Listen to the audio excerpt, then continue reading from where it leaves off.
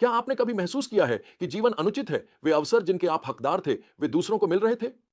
आज हम इज़राइल की जंगल यात्रा की एक प्रभावशाली कहानी में गहराई से उतरेंगे, जो हमें संतोष, अधिकार और परमेश्वर की संप्रभुता के बारे में महत्वपूर्ण सबक सिखाती है।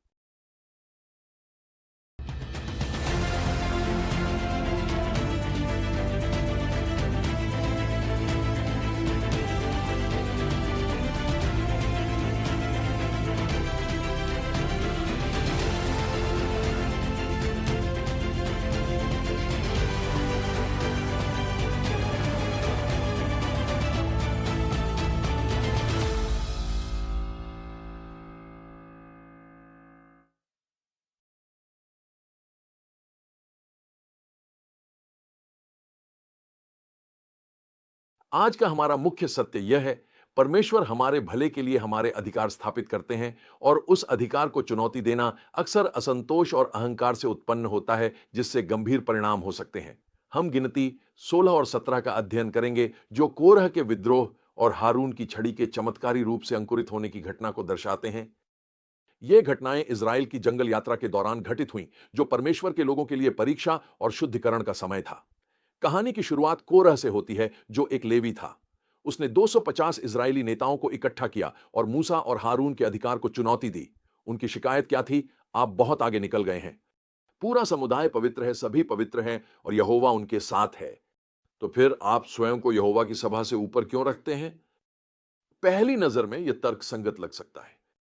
क्या परमेश्वर ने पूरे इसराइल को याजकों का राज्य बनने को नहीं बुलाया? लेकिन यहां एक गंभीर समस्या थी। कोरह और उसके अनुयायी उस अधिकार संरचना को अस्वीकार कर रहे थे, जिसे स्वयं परमेश्वर ने स्थापित किया था। मूसा की प्रतिक्रिया बहुत कुछ कहती है। वह मुंह के बल गिर पड़ता है, फिर एक परीक्षा का प्रस्ताव रखता है। परमेश्वर को यह दिखाने दें कि कौन पवित्र है, उन्हें उसके सामने धूप चढ़ाने की अनुमति देकर। यह कार्य केवल याजकों के लिए आरक्षित था। इस चुनौती को स्वीकार कर कोरह और उसके अनुयायी अपने परमेश्वर द्वारा दी गई भूमिकाओं की सीमा लांघ रहे थे। अगले दिन परमेश्वर का न्याय तेज और कठोर होता है। धरती फट जाती है और कोरह तथा उसके पूरे परिवार को निगल लेती है, जबकि आग 250 लोगों को भस्म कर देती है, जो धूप चढ़ा रहे थे। यह परमेश्वर द्वारा स्थापित अधिकार के विरुद्ध विद्रोह की गंभीरता का एक चेतावनीपूर्ण स्मरण है। लेकिन कहानी यही समाप्त नहीं होती।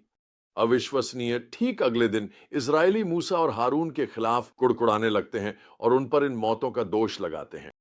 परमेश्वर का क्रोध भड़क उठता है और लोगों के बीच एक महामारी फैल जाती है। यह महामारी तभी रुकती है जब मूसा के निर्देश पर हारून अपनी धूपदानी लेकर सभा के बीच दौड़ता है और लोगों के लिए प्रायश्चित करता है। महामारी समाप्त हो जाती है, लेकिन तब तक 14 साढ़े 700 लोगों की जान जा चुकी होती है। याजकता प्रश्न सुलझाने हेतु परमेश्वर मूसा को प्रत्येक गोत्र से उनकी छड़ें इकट्ठा करने का निर्देश देते हैं, जिसमें लेवी की छड़ी पर हारून का नाम लिखा होता है। इन छड़ों को रात भर परमेश्वर के सामने रखा जाता है और अगली सुबह हारून की छड़ी न केवल अंकुरित हो चुकी होती है, बल्कि उसमें बादाम भी लगे होते हैं। यह चमत्कारी संकेत परमेश्वर द्वारा याजकता के लिए हारून के चुनाव की पुष्टि करता है और लोगों के लिए एक स्थायी स्मरण के रूप में कार्य करता है। फिर भी उनकी प्रतिक्रिया भय से भरी होती है। हम मर जाएंगे, हम नष्ट हो गए हैं, हम सभी नष्ट हो गए हैं। हम इन नाटकीय घटनाओं से क्या सीख सकते हैं? पहली बात, थोड़ा सा असंतोष भी खतरनाक होता है। कोरह और उसके अनुयायी अपने परमेश्वर द्वारा दी गई भूमिकाओं से संतुष्ट नहीं थे। वे और अधिक चाहते थे और इसी कारण वे नष्ट हो गए। हम कितनी बार अपनी परिस्थितियों को लेकर शिकायत करते हैं, यह भूलकर कि परमेश्वर ने हमें ठीक वहीं रखा है जहां वह चाहता है। जब असंतोष ईर्ष्या से उपजता है, तो यह और भी अधिक खतरनाक हो जाता है। कोरह का असंतोष स्पष्ट रूप से उस आज्ञा का उल्लंघन माना जा सकता है, जिसमें कहा गया है कि लालच मत करो या ईर्ष्या मत करो, जो 10 आज्ञाओं में से 10वीं है। हम में से कई लोग यह नहीं समझते कि ईर्ष्या कितनी विनाशकारी हो सकती है। कोरह ने याजकीय भूमिका की लालसा की, जिसे परमेश्वर ने विशेष रूप से हारून और उसके पुत्रों को दिया था। यद्यपि वह एक लेवी था और मंडप में महत्वपूर्ण जिम्मेदारियां निभाने वाले कोरह को परमेश्वर ने जो भूमिका दी, उससे संतुष्ट नहीं था।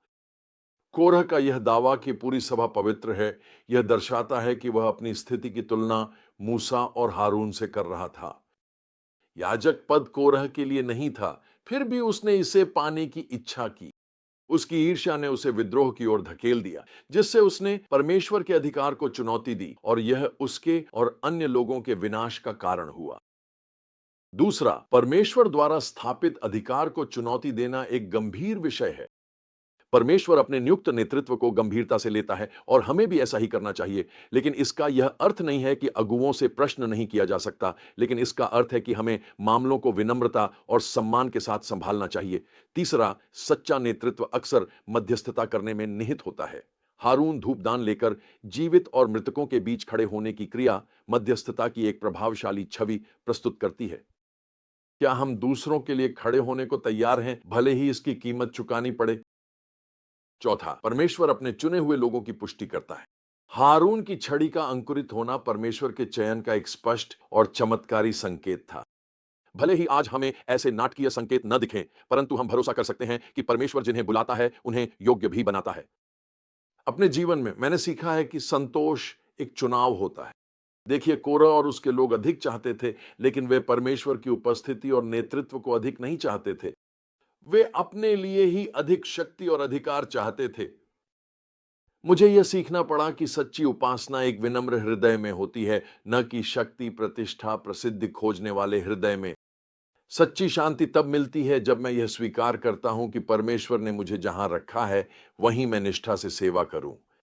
यदि वह चाहता है कि मैं अधिक नेतृत्व करूं, तो वह मुझे ऊपर उठाएगा। यह पूरी तरह से उसका कार्य होना चाहिए। मेरा उत्तरदायित्व एक निष्ठावान सेवक बनना ही है। मुझे कहां होना चाहिए, यह तय करना उसका उत्तरदायित्व है। मैं एक चुनौती देता हूं। आप अपने जीवन में कहां असंतोष से जूझ रहे हैं? क्या ऐसे क्षेत्र हैं जहां आप परमेश्वर के अधिकार का विरोध करते हैं?